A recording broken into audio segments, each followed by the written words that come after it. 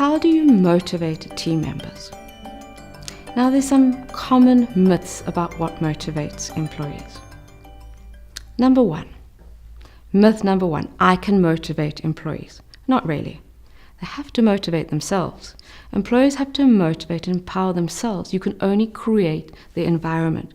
The key is knowing what the right environment is for your employees. Myth number two, money is a good motivator. Not really. Money can help people from becoming less motivated, but not usually more motivated. A key goal is to understand what motivates each employee. Number three, fear is a damn good motivator. Fear is a good motivator only for a short time. You can only bully people into performing for a short period of time. Number four, I know what motivates me, then it must motivate everybody else. Not really. Different people are motivated by different things. Again, a key goal to understanding what motivates each employee. You need to understand them. Number five, increased job satisfaction means increased job performance. Research shows it isn't necessarily true. If a goal of the organizations are not aligned to the goal of the employees, then you're not going to work to the same thing. So even if they're more motivated, you're still not achieving the organization's goals. Myth 6. I can't comprehend employee motivation. It's a science. No, not true. There's some basic steps you can take to get it right. And here are the basic steps. Motivating employees starts with motivating you. It's amazing. If you hate your job, it seems like everyone else does too. So if you're stressed out, it seems like everyone else will be stressed out too. Enthusiasm is contagious. If you're enthusiastic about your job, so will others be. If you have your job under control, you'll be free to help other employees. Before you can motivate others, you need to motivate yourself. And you need to know what motivates you. Is it time with your family? Is it recognition? Is it a job well done? Is it service? Is it learning? Meet with your direct supervisor and make sure your job is configured to support what motivates you. Always work to align the goals of the organization with the goals of the employee. Knowing what project organization goals you need to achieve from your subordinates, meet with them individually or as a group and help them to develop their own goals that align with that of the organization. Goals must be specific, measurable, acceptable, realistic, timely.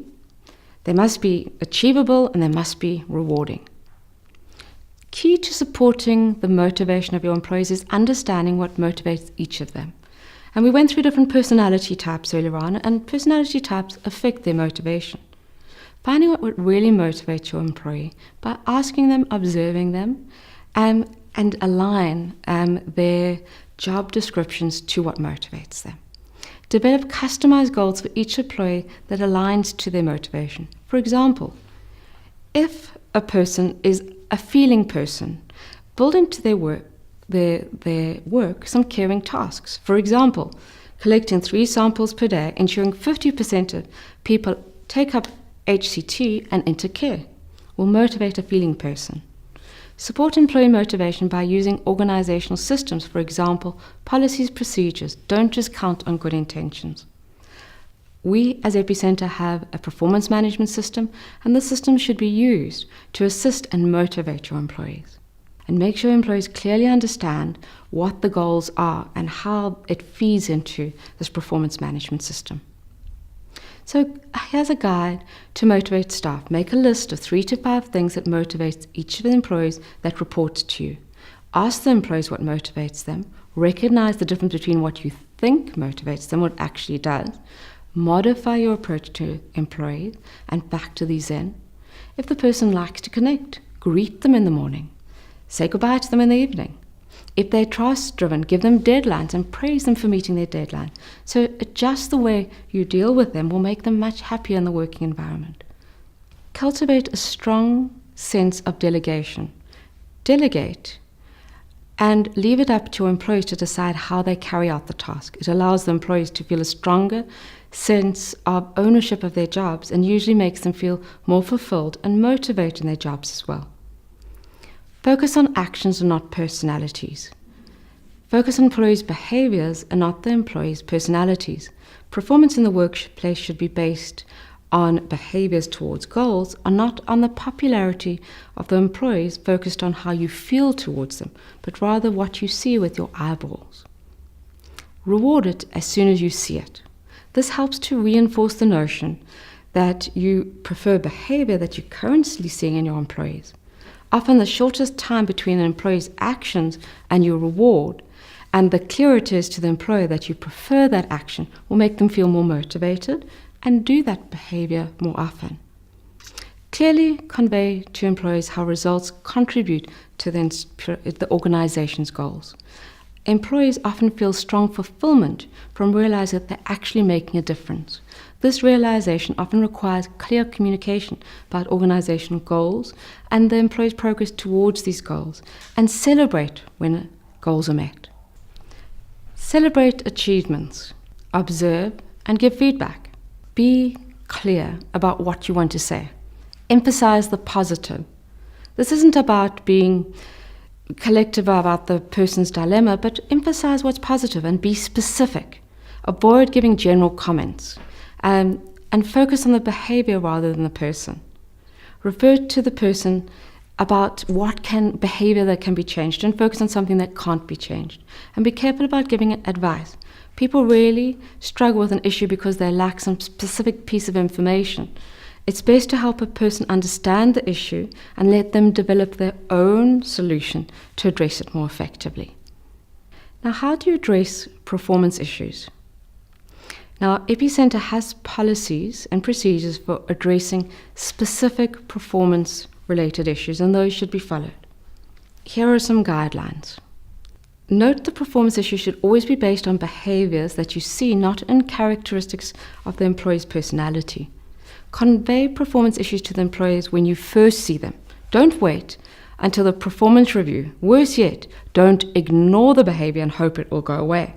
When you first observe this, convey it to the employee. Say that you've noticed it and what you would like to see instead. Be very specific. Consider that tell them it's a performance problem. Ask the employee for feedback.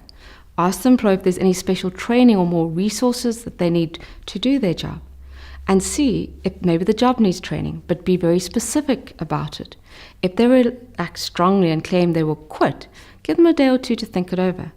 In any case, remind them that you are there to support their role. Make notes about the first meeting, its results, and keep it on file for yourself. Keep notes of the performance issues and the coaching sessions you give them.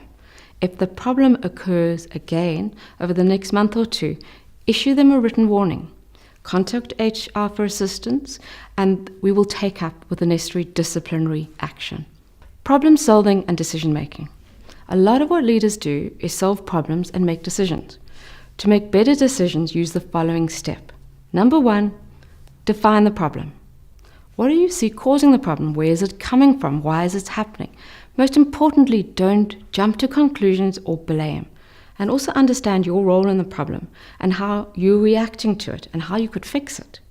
Step number 2, look at all the potential causes of the problem. Brainstorm. Together with other supervisors, team leaders, and field workers, develop a description of the cause of the problems in terms of what's happening, when it's happening, why, and to whom. Step number 3, identify a whole list of potential solutions to the problem.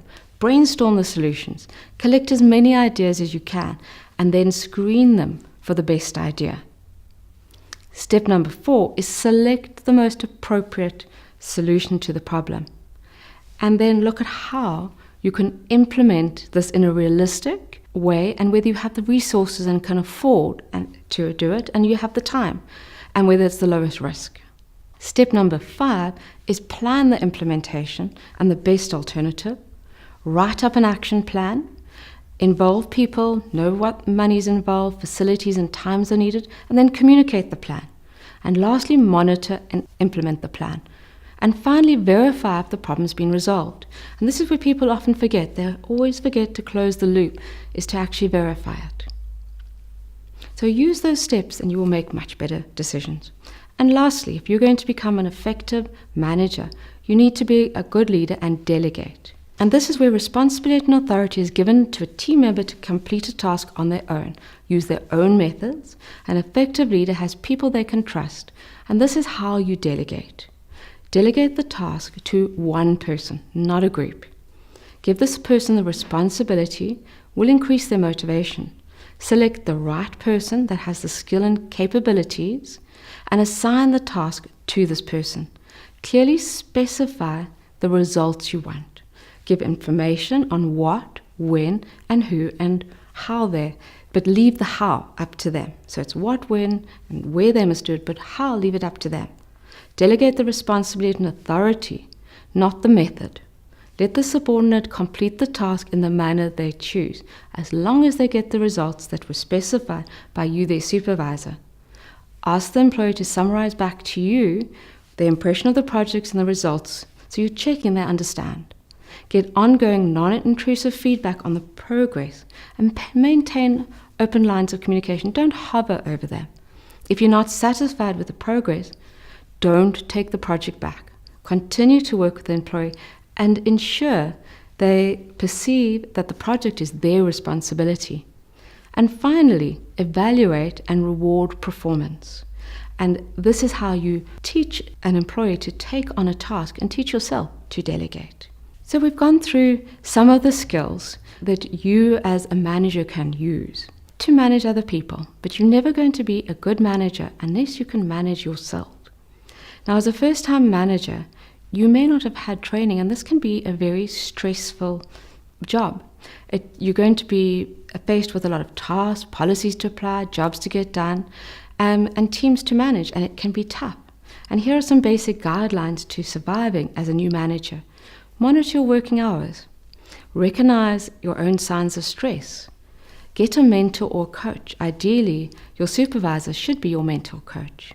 Learn to delegate. Communicate as much as you can. Recognize what's important, not urgent, and fix the system, not the problem. And recognize your accomplishments. In summary, being a good manager is a skill. And there are proven strategies that can be used to do this job better. And it will ensure you get better results for employees. They'll be happier more effectively, and so will you.